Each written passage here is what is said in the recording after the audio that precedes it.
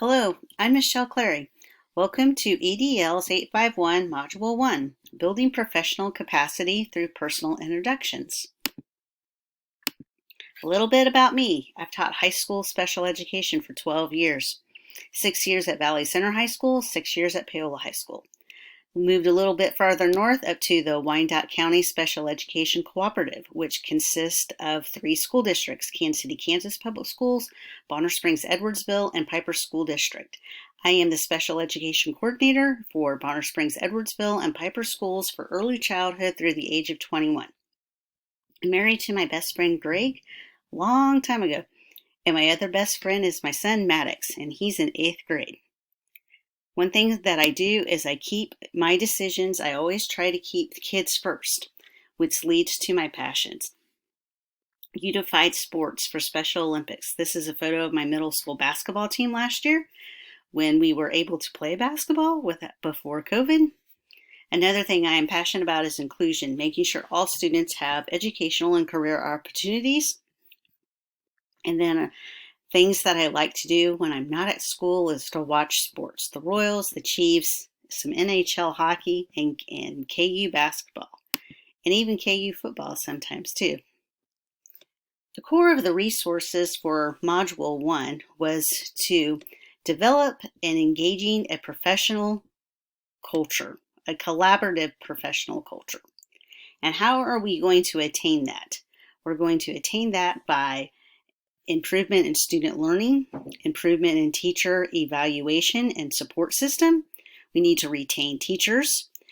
Administrators need to learn and support the mental health needs of the building staff while being able to identify well-being factors.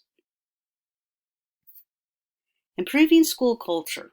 So positive work culture and strong employee relationships not only drive engagement, they also create unity amongst staff.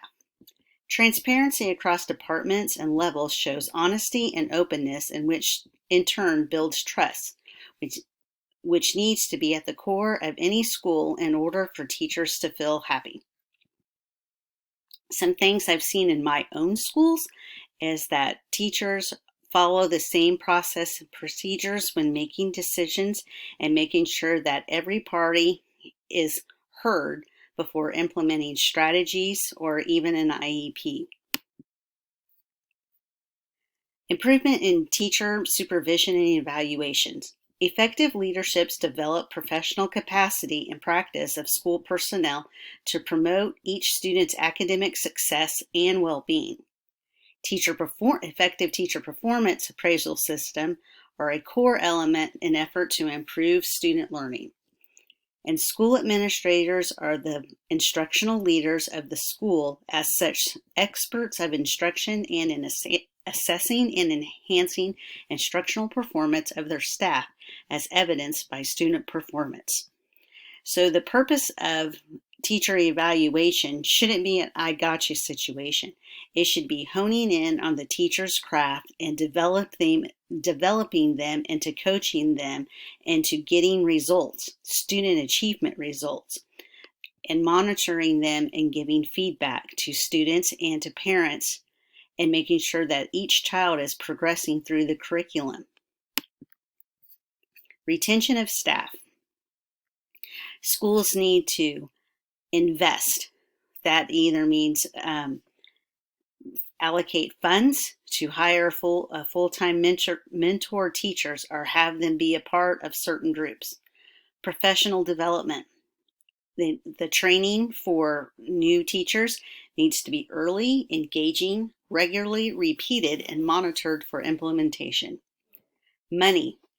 There could be incentive pay in retaining teachers or incentive pay to get them to come to your school district, maybe over another school district.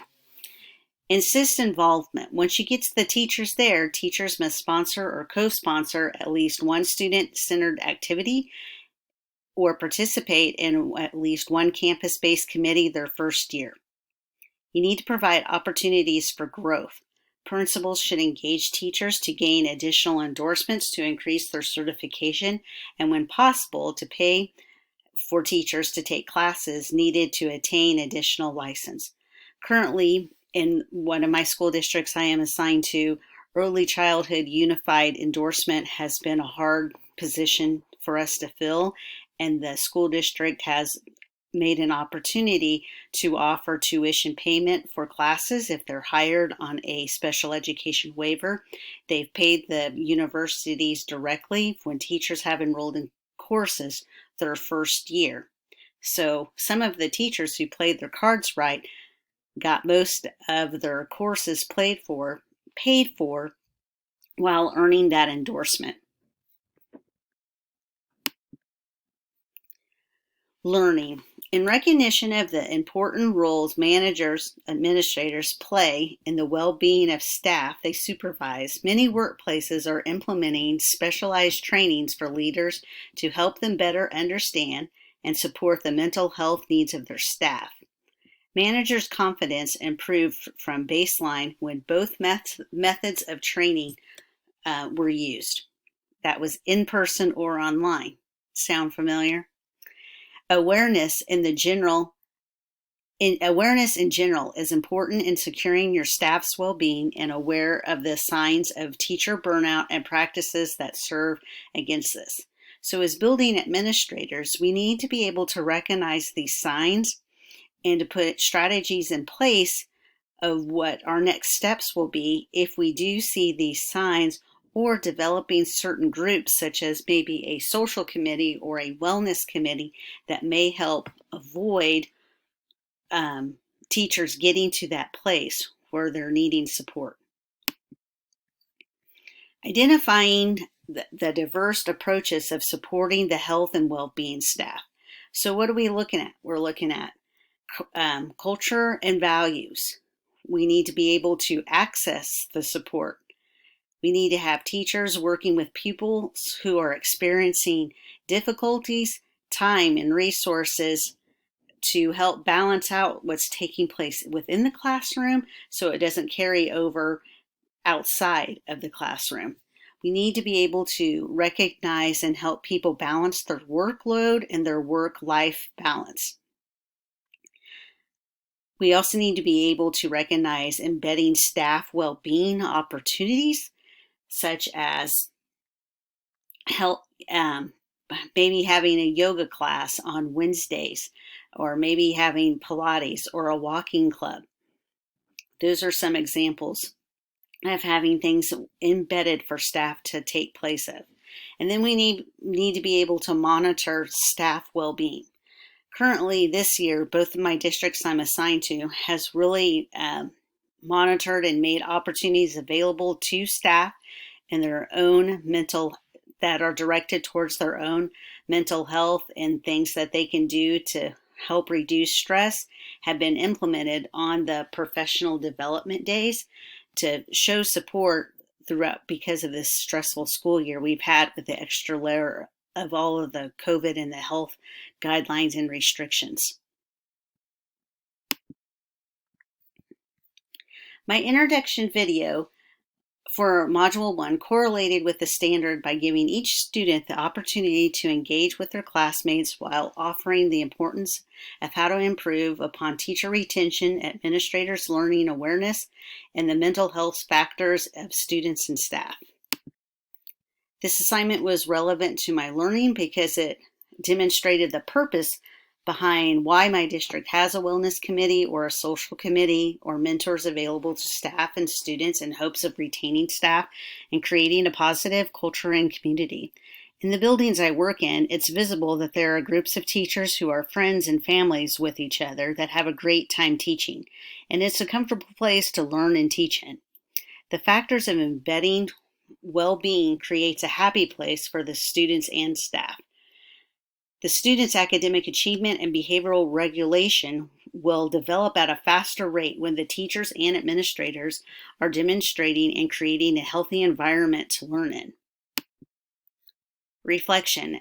As a future building administrator, I would have embedded well-being activities and resources available for staff. I will continue to maintain providing feedback to teachers at natural occurrences and through the formal process of timely evaluations. I would create a building leadership team to help implement and create a positive culture and drive improvements with monitoring staff and student well-being. In hopes of promoting as many leadership skills within my staff so that they would have opportunities to grow within their own educational goals. I would also have to be cautious of my own responsibilities and make sure that I'm able to balance my workload with my work life. And then the next 2 slides are the references that I used. Thanks for listening, and I look forward to working with you during this class.